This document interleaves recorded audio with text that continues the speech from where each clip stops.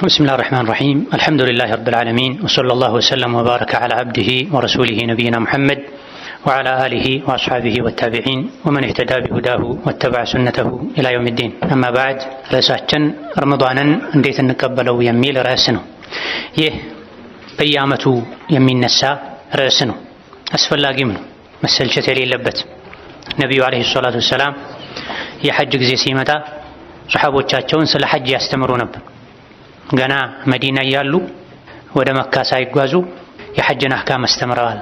ከመካ እስከ መዲና በነበራቸው ጉዞም የሐጅ ስነ ስርዓቶችን ያስተማሩ ነው የተጓዙት።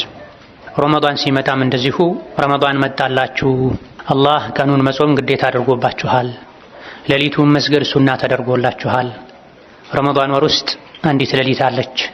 ያቺ ሌሊት በዛች ሌሊት የሚደረግ ዒባዳ በአንድ ሺህ ወር ከሚደረግ ዒባዳ ይበልጣል። በማዕና الحديث የዚህችን ሌሊት ኸይር የተነፈገ ሰው የአላህን ረሕመት የተነፈገ እድለ ቢስ ሰው ነው ይሉ ነበር ነብዩ ሰለላሁ ዐለይሂ ወሰለም ከማ ሩየ في الحديث።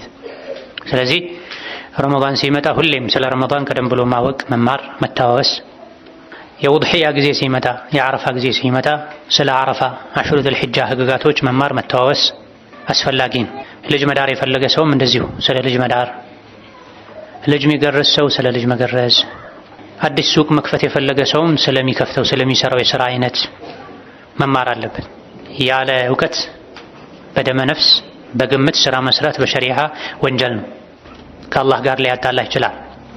ለዚህ ነው አንዳንድ የፊቅህ ሊቃውንት የሶላት፣ የሐጅ፣ የተለያዩ ዒባዳዎችን አፈጻጸም መስፈርት ቅድመ ሁኔታ ሲያብራሩ አንዱ የሚጠቅሱት ቅድመ ሁኔታ መስፈርት ምንድነው? አፈጻጸሙን ማወቅ ይላሉ። ማዕሪፈቱ ከይፍየቲሂ ስለ ሶላትም ስለ ሐጅም ስለ ዑምራም ወዘተ ህጎች ያስቀምጣሉ፣ አደቦችን ያስቀምጣሉ። ይህ ተግባር ውስጥ ከመግባት በፊት መሟላት ያለባቸው ነገሮች ብለው 1 2 3 4 5 ያሉ ዘርዝረው አንዱ ምንድነው? ማዕሪፈቱ ከይፍየቲሂ አፈጻጸሙን ማወቅ ይላሉ። አፈጻጸሙ ሳይታወቅ የሚገባበት ዒባዳ ይበላሻል። በትክክል ነው የሰራኸው፣ አጉድለሃል፣ ጨምረሃል፣ የምታውቀው ነገር የለም። ስለዚህ በየጊዜው ረመዳን ሲመጣ ከይፈ ነስተቅቢሉ ረመዳን ጊዜ ማያልፍበት አስፈላጊ የሆነ ጉዳይ ነው። ማናውቀውን እናውቅበታለን፣ የረሳነውን እናስታውስበታለን፣ የተሳሳትነውን እናርምበታለን። ሰው ረሽ ነው፣ ይረሳል። ትናንት የተማርነውን ዛሬ እንረሳለን። ትናንት የሰማነውን ሩቡን ልንረዳ እንችላለን፣ ሌላውን እንረሳለን። ስለዚህ ተክራር ያስፈልጋል፣ መደጋገም ያስፈልጋል። እነሆ ሻዕባን እየተገባደደ ይገኛል። ስለ ሻዕባንም ነቢዩ ዓለይሂ ሰላቱ ወሰላም አስቀድመው ተናግረዋል። ሻዕባን 15ኛው ሌሊት ላይ አላህ ተባረከ ወተዓላ ባሮቹን በሙሉ ይምራል። በአላህ ያሻረከና ከወንድም ከእህቱ ጋር የተጣላ ሰው ሲቀር አሊያ ደግሞ የቢድዓ ሰው ሲቀር ተብሏል። ሙሻሂን የሚለው ከወንድሙ ከእህቱ ጋር የተጣላ ተብሎም ተፈስሯል። ሙሻሂን ማለት እንዳጠቃላይ ከአህለ ሱና ጋር የተጣላ የቢድዓ ሰው ተብሎም ተፈስሯል። ይህ ማለት ሻዕባን 15 ከመምጣቱ በፊት የሰው ልጅ ከጌታው ጋር ያለውን ግንኙነት ማስተካከል፣ ከነቢዩ ጋር ከሱና ጋር ያለውን ግንኙነት ማስተካከል። እኔ ምን ቢድዓ አለብኝ? ቢድዓ ያለበት ሰው አይማርም ተብሏል። እኔ ምን ሽርክ አለብኝ? ሽርክ ያለበት ሰው አይማርም ተብሏል። ይሄ ከአላህ ጋር ከነቢይ ጋር ሊኖረን የሚገባ ግንኙነት ነው። ተውሂድ ላይ ሱና ላይ መሆን አለብን። ከቢድዓ ከአዲስ ፈጠራ ስራን ሰው እንዳያለኝ ብሎ ከመስራት ጠርተን ጥርት ያለ ተውሂድን ይዘን ልንኖር ይገባናል። ሁሌም ይበልጥ ደግሞ የምህረት አጋጣሚ ሲመጣ ሻዕባን 15 የምህረት ቀን ነው ተብሏል። ሐዲሱን ሶሒህ ነው ضعيف ነው ትንሽ ኺላፍ አለበት። አልባኒን ጨምሮ የተወሰኑ ሊቃውንት እነ ሹዐይብ አልአርናውጥ፣ አልኢማም አልአልባኒ ሌሎችም ሶሒህ ብለውታል። ሻዕባን 15ኛው ሌሊት ላይ አላህ ሁሉንም ይቅር ይላል። በአላህ ያሻረከ የሽርክን ወንጀል የሰራ ቢድዓ የሰራ በአንዱ ማዕና ከወንድም እህቱ ጋር የተቆራረጠ ሲቀር ተብሏል። ሻዕባን ላይ ስራ ወደ አላህ ይቀርባል ተብሏል። የዓመቱ ስራ ሻዕባን ላይ ነው ወደ አላህ የሚቀርበው። ሳምንታዊው ስራ ሰኞና ማክሰኞን ወደ አላህ የሚቀርበው። ዕለታዊው ስራ ዐስርና ፈጅር ላይ ነው ወደ አላህ የሚቀርበው። ሐዲስ ላይ ተነግሯል። የቀን ስራ ዐስር አካባቢ ወደ አላህ ይወጣል። የማታ ስራ ፈጅር ላይ ወደ አላህ ይወጣል። የሳምንቱ ስራ ሰኞና ሐሙስ በሳምንቱ ሁለቴ ይወጣል። የዓመቱ ስራ ሻዕባን ላይ ወደ አላህ ይቀርባል። ታዲያ ስራው ቀርቦ ሲታይ ከወንድሙ ጋር የተጣላ ከእህቱ ጋር የተጣላ ዞር አርጉት ይህን እስኪታረቅ ድረስ አቆዩት ይባላል። ስራው አይቀርብም አላህ ዘንድ አይታይለትም፣ አያልፍለትም። እንደዚሁ ደግሞ ሻዕባን ላይ ነቢዩ ዓለይሂ ሰላቱ ወሰላም ጾም ያበዙ እንደነበረ ተነግሯል። ለምንድን ነው ሻዕባን ላይ ጾም ያበዙ ሲባሉ ስራ ወደ አላህ የሚቀርብበት ወር ነው። ጾመኛ ሆኜ ስራ የአላህ ዘንድ እንዲቀርብ እንዲታይልኝ ፈልጋለሁ ብለዋል። ሰኞና ሐሙስ ስራ ወደ አላህ ሲቀርብ የተጣላ ሰው ስራ ማይታይለት ከሆነ ሻዕባንም የተኮራረፈ ሰው የሰራው ስራ አይታይለትም ማለት ነው፣ አይቀርብለትም፣ ወደ አላህ አይወጣም ማለት ነው። ስለዚህ ከረመዳን ዝግጅት አንዱ የሻዕባን ዝግጅት ነው። ለሻዕባንም ዝግጅት ያስፈልገዋል። በመጾም በመቅራት ተውበት በማድረግ ሰደቃ በመስጠት ባለሀብት ዘካ በማውጣት ድሃዎች እንዳይቸገሩ ለረመዳን አስቤዛ የቤት ወጪ እንዲያገኙ ሻዕባን ላይ ሰደቃ ነው ዘካ ማውጣት ጊዜው ከሻዕባን ጋር ተቀራራቢ የሚሆንለት ሰው የዘካ አመቱ ከሻዕባን ጋር ተቀራራቢ የሚሆንለት ሰው ሻዕባን ላይ ቢያወጣ ጥሩ ነው። ወይላ አብዛኞቹ ደጋግ ሙስሊሞች ቀደምቶች ያወጡ የነበረው የአመቱ መጀመሪያ ሙሐረም ላይ ነበር። ብዙ ሰው ግን አሁን በዘመናችን ረመዳን ላይ ነው የሚያወጣው። ረመዳን ዘካውን ማውጣት ሱናና ተጨማሪ ሰደቃን እንዳያበዙ እንቅፋት ይሆናል። ንግድ በጀመርክበት ጊዜ ከተቻለ በሻዕባን ዋጅቡን ዘካህን አውጣ። አቅም ያለው ሰው ረመዳን ላይ እጅህ የያዘውን ሱና ተጨማሪ ሰደቃ ነው መሰጠት ያለበት እንጂ አስቀድሞ ማዘግይቶ አብዛኛው ሰው ረመዳን ላይ ነው ዘካ ማውጣትን የሚወደው። ዘካን ረመዳን ላይ ማውጣት ልዩ አጅር ልዩ ትሩፋት አለው የሚል ዘገባ የለም። ረመዳን ላይ ኸይር ማብዛት ይወደዳል። አዎ ኸይር ማብዛት ይወደዳል። በበጎ ፈቃደኝነት የምታደርገውን ኸይር ነው። ዘካ ልክ እንደ ሶላት በጊዜ የተገደበ ግዴታ ነው። አመቱ በሞላበት ጊዜ ነው ዘካ መውጣት ያለበት። ሆኖ ተጠጋግቶ ሻዕባን ላይ ብታወጣ ጥሩ ነው። ምስኪኖችን ለረመዳን እንዲዘጋጁ ያግዛቸዋል። ተጠጋግቶ ትንሽ አስቀድመህ ረመዳን ላይ ብታወጣ እንዲሁ ረመዳን ላይ ኸይር ስራ ይበልጥ ይወደዳል ስለሚል ችግር የለውም። ግን ሱናውን ሰደቃ መሸፈኛ መደረግ የለበትም። ዋጅቡን ዘካህን እንደ ግዴታ አውጣ። ሰደቃ ብዙ ነው የተባለው ከሰደቃው ከዘካው በተጨማሪ ሰደቃ አውጣ። በዚህም ዝግጅት ያስፈልጋል። አፍ በመባባልም ዝግጅት ያስፈልጋል። ከአብዱላህ ኢብኑ መስዑድ እንደተነገረው ቀደምት ሙስሊሞች ረመዳንን ውስጣቸው ላይ ለሙስሊም ለወንድም እህታቸው ቅሬታ ኖሮ ከመቀበል በጣም ይጠነቀቁ ነበር ብለዋል። ሰሐቦች፣ ታቢዒዮች፣ ደጋግ ቀደምቶች ውስጣቸው ላይ ቂም ይዘው ጥላቻ ይዘው ቅሬታ ይዘው ረመዳንን አይቀበሉም ነበር። ቤትን ለረመዳን ብሎ ማጽዳት እየተለመደ ነው። ለረመዳን ልብስ መቀየር፣ አዲስ ልብስ መግዛት፣ ማጠብ፣ ጀለቢያ፣ ኮፍያ፣ መስገጃ ማዘጋጀትም የብዙ ሙስሊሞች ተግባር ነው። ይሄን ውጫዊ ዝግጅት ከማድረግ ይልቅ የውስጥ ንጽህና ዝግጅት ያስፈልጋል። ልብን ማጽዳት ያስፈልጋል። አላህ ተባረከ ወተዓላ ቆሻሻ ልብ ውስጥ ኢማን አያስቀምጥም። አላህ ተባረከ ወተዓላ ቆሻሻ ልብ ውስጥ ኢማን አያስቀምጥም፣ የቂን አያስቀምጥም፣ የሱን ውዴታ አያስቀምጥም። ቆሻሻ ልብ ለኩራት፣ ለምቀኝነት፣ ለጥላቻ መሰል ሸይጣን ለሚወዳቸው ባህሪዎች ነው እንጂ የሚበጀው ቆሻሻ ልብ ለመልካሙ የጀነት ዋጋ ለሆነው ለውዴታ፣ ለራህመት፣ ለኢማን፣ ለኹሹዕ አይበጅም። ስለዚህ ከረመዳን በፊት ቤት እንደምናጸዳው እንደሚጸዳው ልብስ እንደሚቀየረው ልብን መቀየር ማደስ ያስፈልጋል። የተጣሉትን ወንድም እህት መታረቅ፣ የተቆራረጡትን ዘመድ መቀጠል፣ ይሄን የእርስ በርስ ግንኙነት ደግሞ ከቤተሰብ መጀመር ያስፈልጋል። አንዳንድ የሚያሳዝን ባህሪ ያላቸው ሰዎች አሉ። ረመዳን መጥቷል ያሉ ለውጭ ሰው ቴክስት ያደርጋሉ፣ ይቅርታ አድርጉልኝ ይላሉ። ነገር ግን አጠገባቸው ያለች የበደሏት ባለቤታቸውን ይቅርታ አይጠይቁም። የበደሏቸው ወላጆቻቸውን ይቅርታ አይጠይቁም። ደሞዙን ከልክለው ያሰቃዩት ሰራተኛቸውን ይቅርታ አይጠይቁም። ከውጭ ነው የማስመሰል ህይወት። ይሄ መሆን የለበትም። ፈብዳ ቢመን ተዑል አልአቅረቡና አውላ ቢልማዕሩፍ። ሰደቃ ስትሰጥ ኃላፊነታቸው ካለብህ ሰዎች ጀምር። ከቤተሰብህ ጀምር፣ ከነፍስህ ጀምር፣ ከሚስትህ፣ ከልጅህ፣ ከእናትህ፣ ከአያቶች፣ ከአክስቶች እንዲህ ያልክ ቀጥል። የሚሰጠው ሰደቃ ላይ። መልካም ስነ ምግባርህም ቀድሞ ለቤተሰብህ ይድረስ። ለቤተሰብ እሾህ መሆን፣ ቀጋ መሆን፣ ድንጋይ መሆን፣ ለውጪ ሰው ደግሞ ማር፣ አልጋ፣ ሶፍት፣ ሐር መሆን ሙናፊቅነት ነው። የውጭን ሰው ላለማስቀየም መጣር፣ ካስቀየሙም ቶሎ ብሎ ይቅርታ አድርግልኝ አስከፋው አይደለ ማለት፣ ቤተሰብን ደግሞ ሁሌ ማስከፋት መግፋት አስመሳይነት ነው። ስለዚህ በርግጥ አመቱን ሙሉ ተቆራርጦ ኖሮ ረመዳን ሲመጣ ብቻ ያስቀየሙትንም ያላስቀየሙትንም የስሙኒ ቴክስት የላኩ አፈለኝ ረመዳን መጥቷል ማለት በዚህ መልኩ ቢድዓ ነው፣ መሆን የለበትም። ከሶስት ቀን በላይ ሙስሊምን ማኩረፍ የለበትም። ሆኖም ማቆየቱ ጥፋት ከመሆኑ ጋር ጥፋት ላይ ጥፋት መደረብ ስለሌለበት ቢያንስ ለረመዳን ይቅር መባባሉ ኸይር ነው። ይቅርታ የምትጠይቀው ያጠፋህበትን ያስቀየምሽውን ሰው መሆን አለበት እንጂ አም የሆነ ሪሳላ አውቄም ሳላውቅም አስከፍቼህ ሊሆን ስለሚችል አፈለኝ ማለት ሰው ልቡ ሌላ ነገር እንዲጠረጥር ማድረግ ነው። አመቱን ሙሉ ስጋዬን ሲበላ ቆይቷል ማለት ነው። አመቱን ሙሉ ስታማኝ ቆይታለች ማለት ነው። ማለትን መጥፎ ጥርጣሬን ስለሚያመጣ በትክክል ያስቀየሙትን ሰው ይቅርታ አጥፍቻለሁ፣ በድዬሃለሁ፣ ይቅር በለኝ። የትዳር አጋሪ ሆይ፣ የልጆቼ እናት ሆይ ይቅር በኝ፣ አስከፍቼሻለሁ፣ ሐቅ አጉድያለሁ። ባሌ ሆይ ይቅር በለኝ፣ ልጄ ሆይ ይቅር በለኝ። ልጅም ከተበደለ ይቅርታ ይጠየቃል።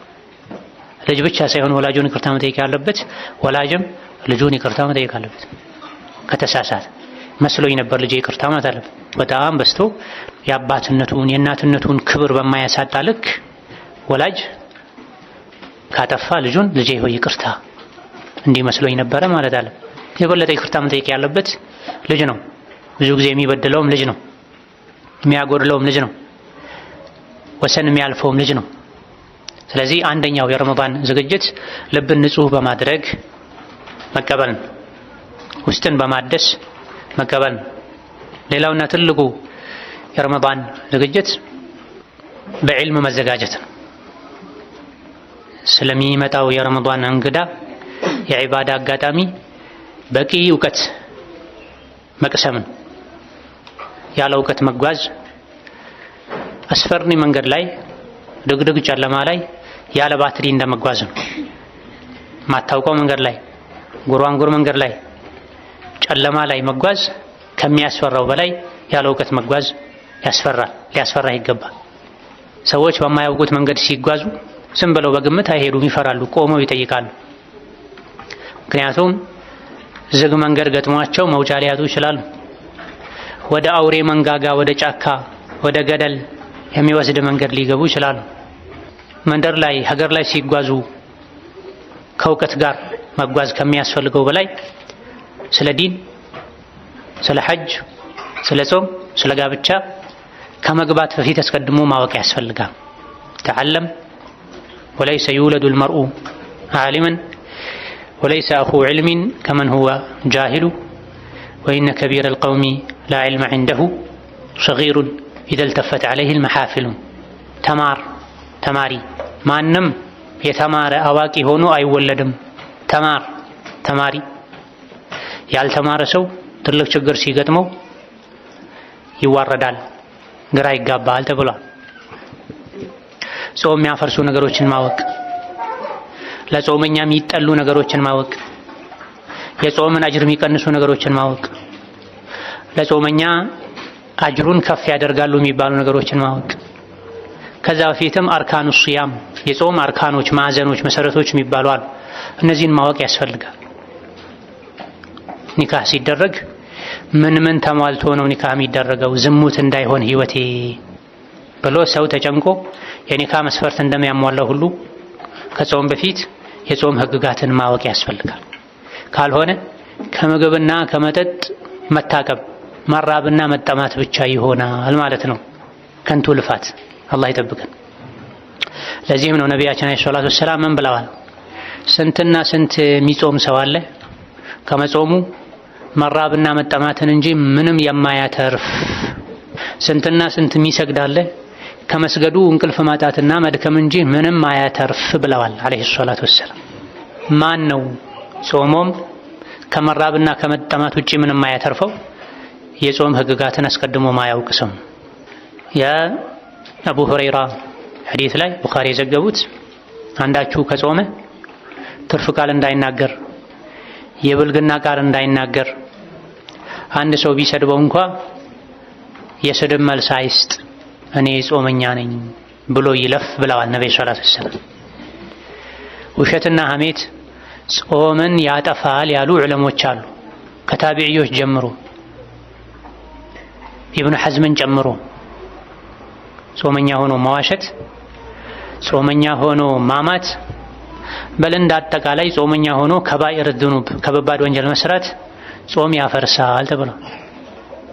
ሌሎችም የጾም ማሟያ የጾም አጅር የሚያጎድሉ ለጾመኛ የሚከለከሉ ወዘተ ህግጋቶች አሉ።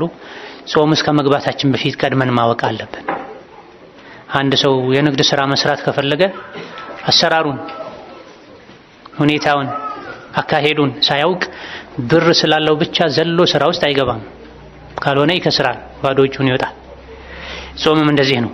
በድፍረት ዝም ብለን ረመዳንን ልንገባ አይገባም። ወደ ረመዳን ልንገባ አይገባም። እንግዳ ሲመጣ ምን ይወዳል? ምን አይነት ምግብ ነው የሚስማማው? እንዴት ላስተናግደው? እንዴት ልግባባ ከሱ ጋር? የቱ ጋር ላስተኛው? ምን ላልብሰው? ለምሳ ምን ላቅርብ? ለራት ምን ላቅርብ ያሉ ቤተሰብ ይጨነቃል። ለሰው እንግዳ ትክክል ነው።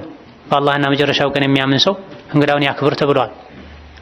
ነገር ግን ከዚህ በላይ የአላህን እንግዳ ማክበር ያስፈልጋል። ረመዳን የአላህ እንግዳ ነው። የእንግዳዎች ሁሉ እንግዳ ነው። ጥሩ አድርገን ከተቀበልነው አኺራ ላይ ይመሰክርልናል። ብዙ ኸይር ይዞልን ይመጣል። በረካ ሰጥቶን ይሄዳል። አላህ በውስጡ ብዙ በረካ አድርጓል። አያያዛችን፣ አቀባበላችን ጥሩ ካልሆነ ደግሞ ይመሰክርብናል ሄዶ። ልክ ዱንያ ላይ ቤታችን የገባ እንግዳ ጥሩ አድርገን ይዘን ከሸኘነው በሄደበት ሁሉ ስለኛ ጥሩ እንደሚናገረው ዱዓ እንደሚያደርግልን ሁሉ እንግዳውን ካስቀየምነው ሐቁን ካጎደልንበት ረግሞ እንደሚሄደው ሁሉ ሐቅም አለው። በሸሪዓ የሰው ንብረት መውሰድ ከሚቻልበት አጋጣሚ አንዱ እንግዳ ሰው ቤት ገብቶ የእንግድነት ሐቁን ካልሰጡት ከንብረቱ መውሰድ ይችላል። እንግድነት ከገባበት ቤት ብትከለክለው ረግሞ ቢሄድ እርግማኑ ይጸናል። ታዲያ ረመዳንም እንደዚሁ እንግዳ ነው፣ ትልቅ እንግዳ። ረመዳንን ያከበረ አላህ ዘንድ ይከበራል። ረመዳንን የናቀ አላህ ዘንድ ይናቃል።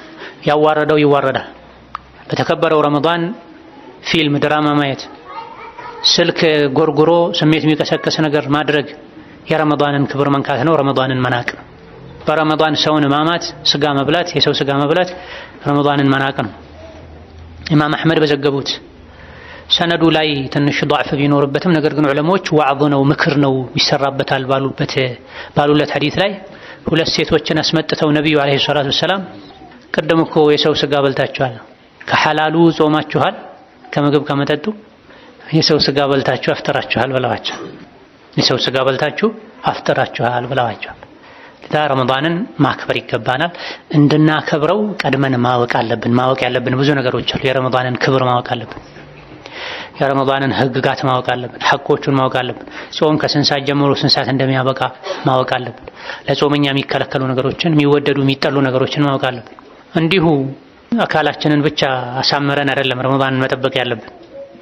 በእውቀት፣ በክብር፣ በጉጉት ረመዳንን እንጠብቀው ይገባል።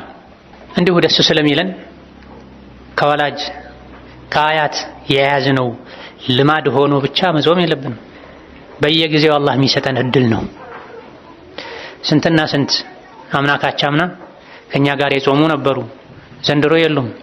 ብዙዎቻችን የምናስታውሳቸው የቀበርናቸው ቀብራቸውን ልዘይር ብለን ብንሄድ ቀብሩ ተቀላቅሎ ሳር በቅሎበት የረሳ ነው ብዙ አለ። በቀሩ ቀኖችም ከኛ ወደ አኺራ መሄድ ይኖራል። ረመዳንን ጀምሮ ሳይጨርስ የሚሞት ይኖራል። ከም ኩንተ ተዕሪፉ ሚመን ሷመ ፊ ሰለፊን ሚን በይኒ አህሊን ወኢኽዋኒን ወጂራኒ አፍናሁሙል መውቱ ወስተብቃከ በዕደሁሙ ፈማ አቅረበል ቃሲ ምን ዳኒን። አምና ካንተ ጋር የጾሙ ዘመድ ጎረቤት ብዙ ታውቃለህ። ሞት ጨርሶ ወስዷቸዋል። አንተን አስከርቶሃል። እነሱ ርቀው ቢሄዱም አንተ ከነሱ የመገናኘት እድልህ ወደ እነሱ የመሄድ እድልህ ሰፊ ነው ተብሏል። ስለዚህ እድል ነው ረመዳንን ስናገኘው ብዙ ሚሊዮኖች የታጨቁበት የተሞሉበት ሻንጣ ወርቅ ካዝና ቤታችን ከሚገባ እሱን ከምናገኝ የበለጠ ረመዳንን ማግኘት ሊያስደስተን ይገባል። ለምን ከተባለ ወይም ኩሉ ዛሊከ ለማ መታዑል ሐያቲ ዱንያ፣ ወርቁ ብሩ ጨርቁ የዱንያ መገልገያ ነው። ልብሱ ተለብሶ ያልቃል።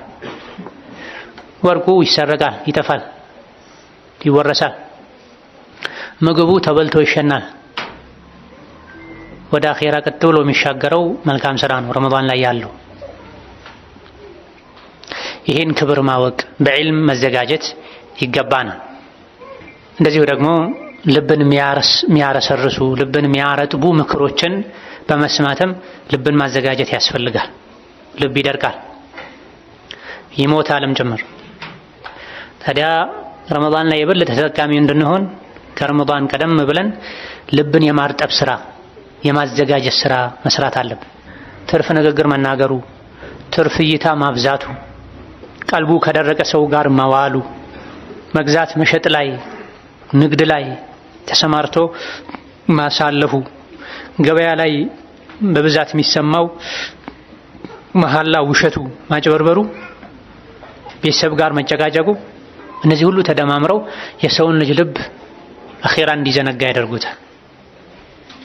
ቀልብን ያደርጉታል፣ ያሳምሙታል፣ ሊገድሉትም ጭምር ይችላሉ። ታዲያ ረመዳን ውስጥ ከመግባታችን በፊት አመቱን ሙሉ ገፍላ የተጫጫነውን የተኛውን ልባችንን መቀስቀስ ያስፈልጋል። በምን?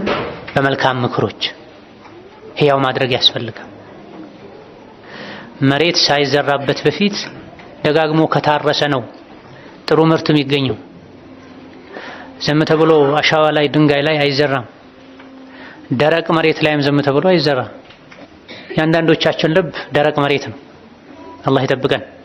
የአንዳንዶቻችን አሻዋ ነው፣ የአንዳንዶቻችን ድንጋይ ነው፣ የአንዳንዶቻችን ከድንጋይም የባሰ ሊኖር ይችላል። ይሄን ያለው ማን ነው?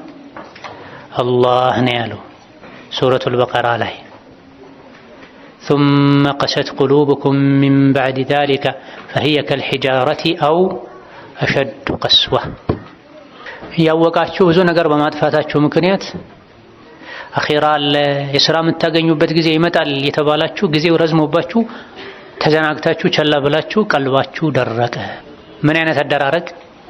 ከልሒጃራ ልክ እንደ ድንጋይ። በል አው አሸዱ አው የሚለው ቢመዕና በል ተብሎም ተፈስሯል። ወይም እንደ ድንጋይ ሳይሆን እንደውም ከድንጋይ በላይ ቀልባችሁ ደረቀ። እቺ አንዴ የምትታኘክ የምትጎረስ የምታክለዋ ለስላሳዋ የሰው ልጅ ልብ ከኢማን ስትርቅ፣ አኼራን ስትረሳ፣ ከወንጀለኛ ጋር ስትውል ከድንጋይ የበለጠ ትደርቃለች ማለት ነው። ከድንጋይ የበለጠ ትደርቃለች። ምልክትም አለው የቀልብ መድረቅ። የቀልብ መድረቅ ምልክት አለው። ምክር ሲሰሙ አለመመከር፣ የቁርአን አንቀጽ ሲሰሙ አለመገሰጽ፣ ሞትን አስታውሶ ወንጀል አለማቆም፣ ቀብር ላይ ቆሞ መሳቅ፣ መጋፋት፣ መተቃቀፍ፣ ወንጀል ላይ ወንጀል የደራረቡ መስራት፣ የወንጀል ህመም አለመሰማት ውስጥ ላይ አጠፋሁ እኮ ከአላህ ተጣላሁ እኮ ኺራዬን የሚያበላሽብኝ ስራ ሰራሁ እኮ ብሎ አለመጨነቅ፣ ለኸይር ስራ አለመጓጓት፣ እነዚህ የቀልብ መድረቅ መበላሸት ምልክቶች ናቸው። አንድ ሰው ሲያመው የሚያሳየው ምልክት አለ። ሳምባ ምልክቱ እንደዚህ ነው፣ ኩላሊት ህመም ምልክቱ እንደዚህ ነው ተብሎ ምልክቱ ታውቆ ነው ወደ ሐኪም የሚኬደው። አንድ ሰው እኔ ቀልቤ ታሟልና ቀልቤን ላክመው ላድነው ይባል ዘንድ የልብ መድረቅ መታመም ምልክት ምንድነው ነው? እዛ አካባቢ አንስተ ነበር። ወንጀል ላይ ወንጀል ይደራርባል። ወንጀል ቢሰራም ምንም አይሰማው፣ ምንም አይመስለውም፣ አያስጨንቀውም። ጥሩ ብለሃል። አንድ ሌላ አሕሰንት።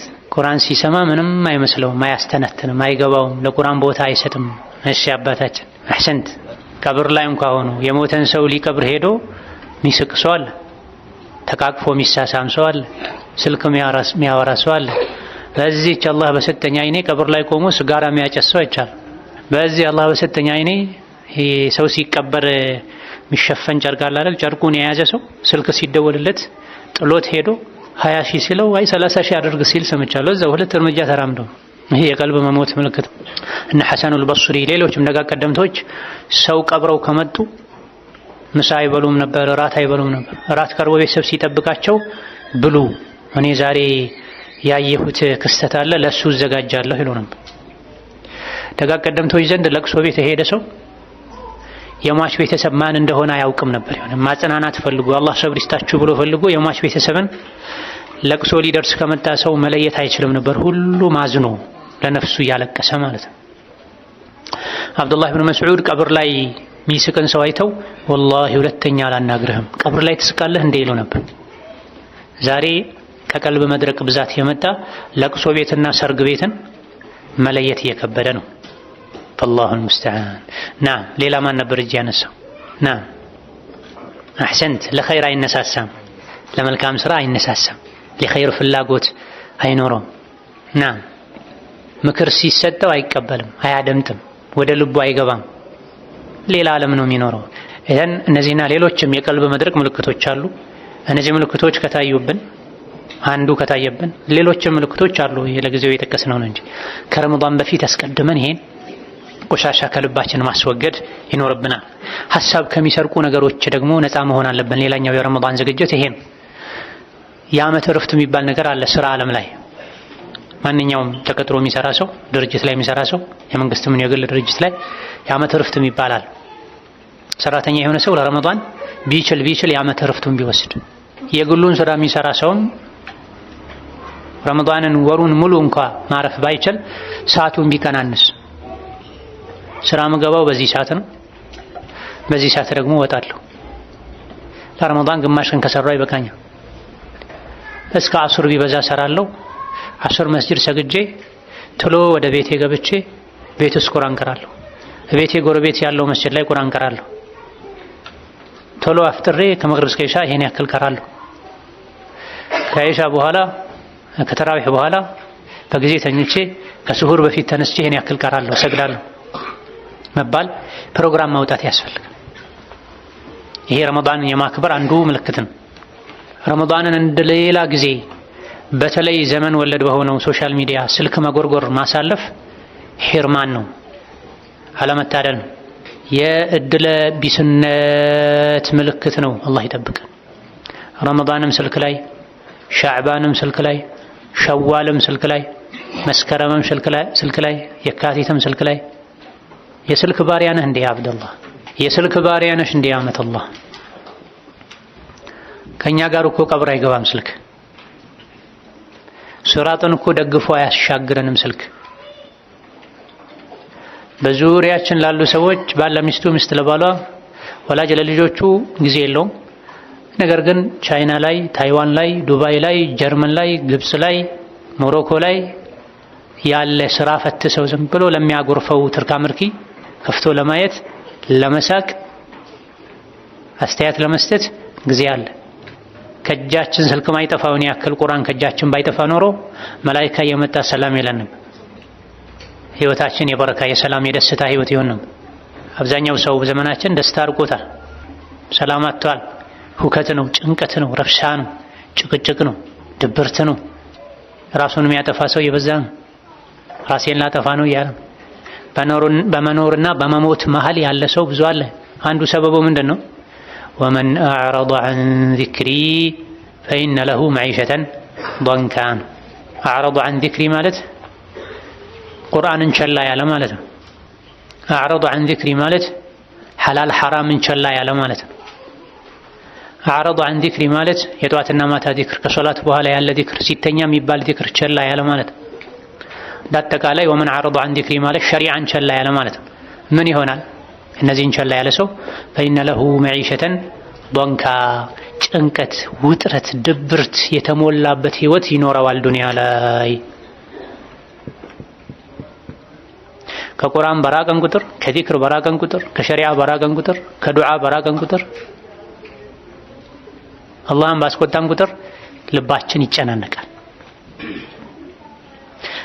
ወደ ቁርአን በተጠጋን ቁጥር፣ ወደ ዚክር ወደ ዱዓ በተጠጋን ቁጥር፣ አምስት ወቅት ሶላትን በሰዓቱ ከፊት ከኋላ የሚሰገደውን ሱና፣ የማታ ሱና፣ የአዱሃ ሱና፣ የቤተሰብ ሐቅ መጠበቅ፣ ወላጆችን ማስደሰት፣ ለጎረቤት መልካም መሆን፣ ያገኙትን ሁሉ ሰላሙ አለይኩም ማለት፣ እጅ ከያዘችው ያወጡ ለሰው መስጠት፣ ወዘተ መልካምነት ካለ ደግሞ ልብ ይሰፋል ከምድር በላይ ሰፊ እስኪሆን ድረስ።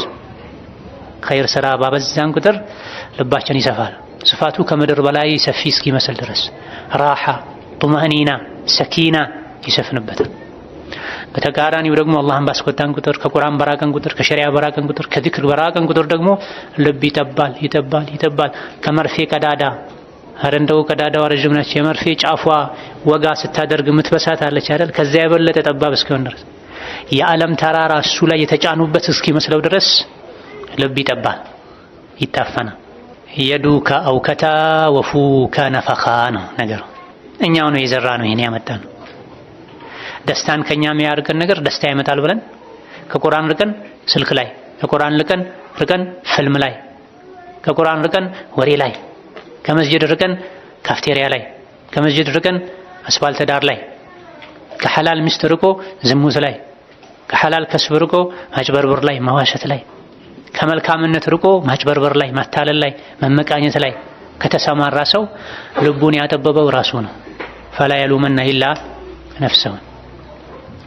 ስለዚህ ረመዳን ሳይመጣ በፊት ማድረግ ካለብን ዝግጅት አንዱ፣ ለረመዳን አቀባበል መደረግ ካለበት ነገር አንዱ ተፍሪጉል ቀልቢ ሚን ሸዋግሊሂ ነው። ልብን ቢዚ ከሚያደርጉ ልብን ከሚያጨናንቁ ነገሮች ልብን ነፃ ማድረግ ነው። ረመዳን ላይ ስልክ መቀነስ፣ ረመዳን ላይ ከሰው ጋር ያለን ግንኙነት መቀነስ። ኢማም ሻፊዒ፣ ኢማም አልቡኻሪ፣ ኢማም አቡ ሐኒፋ ሌሎችም ረመዳን ላይ 60 ጊዜ ቁርአን ያختሙ ነበር። ረመዳን ላይ 60 ጊዜ በቀን ስንቴ ማለት ነው? 2 ኢማም ሻፊዒ፣ አቡ ሐኒፋ፣ ኢማም አልቡኻሪ ወገይሩሁም الكثير የኢማሙ ማሊክ ልጅ ስትጠየቅ ኢማሙ ማሊክ ቤት ምን ይሰሩ ነበር ስትባል إذا دخل إلى البيت فتح المصحف ولم يكن له شغل غيره ኢማም ማሊክ ቤት ገቡ ቁርአን ገልጦ መቀመጥ ነው። ሌላ ስራ አልነበራቸው። ሐዲሱን ፊቅሁን ማስተማር ሁሉ ያቆሙ ነበር ደጋ ቀደምቶች ረመዳን ሲመጣ። ለምን? ወትሉል ኪታበ ወሰቢሕ ፊህ ሙጅተሂዳ ፈኢነሁ ሸህሩ ተስቢሕን ወቁርአኒ። ምክንያቱም ረመዳን የዚክር፣ የዱዓ፣ የቁርአን ወር ነው። የሰደቃ ወር ነው። የወሬ፣ የፊልም፣ የድራማ፣ የነሺዳ፣ የመንዙማ፣ የእንጉርጉሮ፣ የእንቅልፍ፣ የጫት ወር አይደል። የዒባዳ ወር። ዓመታዊ ገበያ ነው ያ አብደላህ። ዓመታዊ ገበያ ታውቃለህ? የባህል ገበያ ብለው ሰዎች ይዘጋጃሉ። ቀናቶች ሲቀሩት ክፍለ ሀገር ሄደው ዕቃ ያመጣሉ፣ ቦታ ያዘጋጃሉ፣ ሰራተኛ ይጨምራሉ። ምን ሲሆን? የበዓል ገበያ ሲሆን፣ የዓመት ገበያ ሲሆን። ሀከዛ ረመዳን መውሲሙ ኸይር፣ የኸይር ገበያ በዓመት አንዴ እንዲህ ማይገኝ። ከአንዳንድ ታቢዒዎች እንደተነገረው ሐዲስ ማስረጃ ባይኖረውም የታቢዒ ንግግር ነው። ረመዳን ላይ የሚሰገድ አንድ ሱና ሶላት ሌላ ጊዜ እንደሚሰገድ አንድ ፈርድ ሶላት ነው አጅሩ። ረመዳን ላይ የሚሰገድ አንድ ፈርድ ሶላት ሌላ ጊዜ እንደሚሰገድ ከረመዳን ውጪ እንደሚሰገድ 70 ፈርድ ሶላት ነው አጅሩ ከፍ ብሎ። ረመዳን ላይ አንድ ጊዜ የምትባል ሱብሃንአላህ በሌላ ጊዜ ከረመዳን ውጪ የሚባል ሱብሃንአላህ ነው ተብሎ። ይሄን አግኝቶ ማን ነው ተኝቶ የሚያደር? ስልክ የጎረጎረ የሚያሳልፍ፣ በወሬ የሚያሳልፍ፣ በጫት የሚያሳልፍ፣ በመንዙማ የሚያሳልፍ የሱዳን የሶማሌ የምናምን ጃሂልያ አምያ የጀልና ነው፣ ድንቁርና ነው። የዘመኑ ደግሞ ነሺዳ የሚባል አለ። የረመዳን ነሺዳ። ረመዳን የቁርአን ወር መሆን ሲገባው የነሺዳ ወር፣ የእንጉርጉሮ ወር፣ የመንዙማ ወር እንዲሆን የሚጠብቁ የረመዳን ነጋዴዎች አሉ። ሱቃቸውን አታሙቅላቸው፣ ገበያቸውን አታሙቅላቸው። እኔ ከቁርአን ውጪ ምንም አልፈልግም ይበቃኛል ቁርአን በላቸው። ቁርአን ያልመከረው ምንም አይመክረው። ነሺዳ፣ መንዙማ፣ እንጉርጉሮ ከሸሪዓ ጋር የሚጋጭ ነገር ከሌለው፣ ተወሱል ከሌለበት፣ የማይቻለው ተወሱል፣ እስቲጋታ ከሌለበት፣ የሴት ድምጽ ከሌለበት፣ ድቤ አብሮት ከሌለ፣ በአንድ ሰው ድምጽ የሚቀርብን ግጥም እንጉርጉሮ ብሰማ ችግር የለውም ሳይበዛ ከቁርአን ሳያዘናጋ። በተለይ ከበድ ያለ ስራ ስትሰራ፣ ረጅም መንገድ ስትሄድ አልፎ አልፎ ብታደምጥ ችግር ላይኖረው ይችላል። የሴት ድምጽ ካለው፣ የሴት የሚመስል የህፃናት ድምጽ ካለው ከጀርባ ከታጀበ፣ ይሄ ማቃሰት ምናምን ካለው ከጴንጤ የተወሰደ የሚመስል ከሌሎች እምነት ተከታዮች ምንም አይለየውን ስመ ነሺዳ አታድምጥ፣ ሐራም ነው። የቁርአን ባላንጣና ጠላት ነው። ረመዳን ላይ ሲሆን ደግሞ የበለጠ ሞኝነት ነው። አንዲትን አንቀጽ ስትቀራ 10 አጅር ታገኛለህ። ቁርአኑን ስታደምጥ የአላህን ረሕመት ታገኛለህ፣ የልብ ሰላምን ታገኛለህ። ነሺዳና እንጉርጉሮ ሰምተህ በተለይ የዘፈን የሚመስለው ነርቭህን ከማዛባትና ከመወዛወዝ ከማቀንቀን ውጪ ምን ታደርጋለህ? ነሺዳ እያደመጠ ቁጭ ብሎ ማስታወሻ የሚይዝ ሰው አለ? ፊልም ያየ ድራማ ያየ ቁጭ ብሎ ማስታወሻ ይዞ ዓለም ይሆን ሰው አለ? የለም። ንግድ ነው ለሚሰሩት ሰዎች። አንተ ገበያውን አታሙቅ። ረመዳንን ከቁርአን ጋር እናሳልፍ። ከረመዳን በፊት ደግሞ ረመዳን ላይ ከቁርአን ጋር እንድናሳልፍ ዝግጅት እናድርግ። ቀደም ብለን ሙሐደራ እናድመጥ፣ ዱዓ እናድርግ፣ ተውበት እስትግፋር እናብዛ። ከሻዕባን የቻልነውን ያክል እንጹም። ነብዩ አለይሂ ሰላቱ ወሰላም ሻዕባን ላይ ጾም ያበዙ ነበር። ከ15 በኋላ መጾም አይቻልም የሚል ሐዲስ አለ። ትክክል አይደለም፣ ضعيف ነው። ረመዳን ነገ ነው ወይስ ከነገ ወዲያ የሚለው የጥርጣሬው ቀን እስኪደርስ ድረስ መጾም ትችላለህ። ከፊትም ጀምር ከመሃልም ጀምር፣ ችግር የለውም። የቻልከውን ያክል ጾም። ከኋላ ከግማሽ በኋላ ጀምሮ መጾም ይከለከላል ይጣላል የተባለው እንደው ሐዲሱም ሷሂህ ከሆነ በአንድ ተፍሲሩ ጾም ለሚያደክመው ሰው ነው። ቀድሞ የለመደ ሰው ከመጀመሪያ የጀመረ ሰው ይለምደዋል፣ ለረመዳን አይደክመውም። ግን ለረመዳን ትንሽ ቀን ሲቀረው ሻዕባን ላይ ቢጀምር አንዳንድ ሰው ተፈጥሮ ደካማ ሆኖ ደክሞት ለረመዳን የሚደክም ከሆነ ነው ዞሮ ዞሮ ረመዳን ላይ መድከሙ አይቀርለትም። ይሄም ቢሆን አያዋጣም። ነገ ረመዳን ነገ ነው ከነገ ወዲያ የሚባለው የጥርጣሬው ቀን እስካልደረሰ ድረስ ሻዕባን የቻልከውን ያክል ጾም። 2 ቀን የጾም ከአንድ ቀን ብላ፣ 3 ቀን የጾም ከአንድ ቀን ብላ፣ 1 ቀን የጾም ከአንድ ቀን ብላ፣ ብቻ ጾም አብዛ፣ ልምምድ ይሆናል።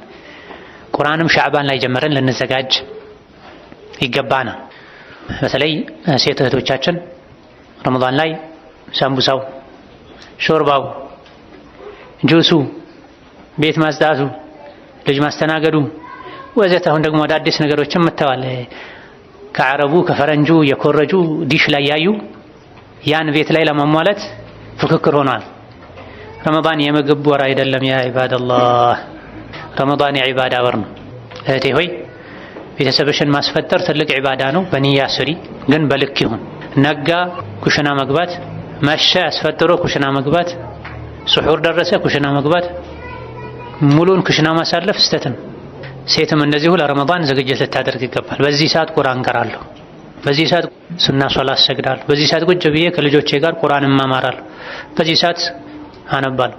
ይህ ሁሉ ሰዓት ከየት ይመጣል? አለ ሞልቷል። ሰዓት አጠቃቀም ለመቻል ነው እንጂ በመጀመሪያ ደረጃ ሴት ልጅ ረመዳን የዒባዳ ወር መሆን ማወቅ አለበት። ወንዱም እንደዚሁ።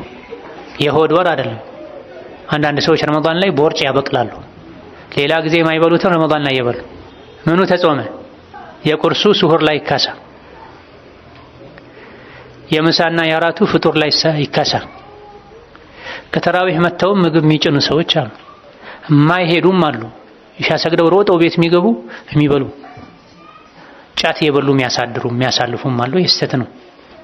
ጾምና ጫት ፈጽሞ አብሮ አይሄድም። ጫት ያደክማል፣ ያፈዛል፣ ጀማ ያስመልጣል፣ ብዙ በሽታ ያመጣል፣ ገንዘብ ያስወጣል፣ ጥርስ በሽተኛ ያደርጋል። የበዛ ሲሄድ አማኑኤል ይወስዳል።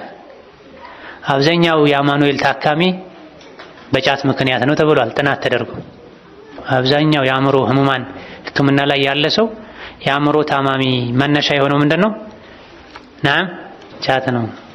ጫት ነው፣ ኸይር የለውም ጫት። ደሊልም ማስረጃም የለውም። ኢንሻአላህ አሁን ህዝቡ እየተረዳ ነው።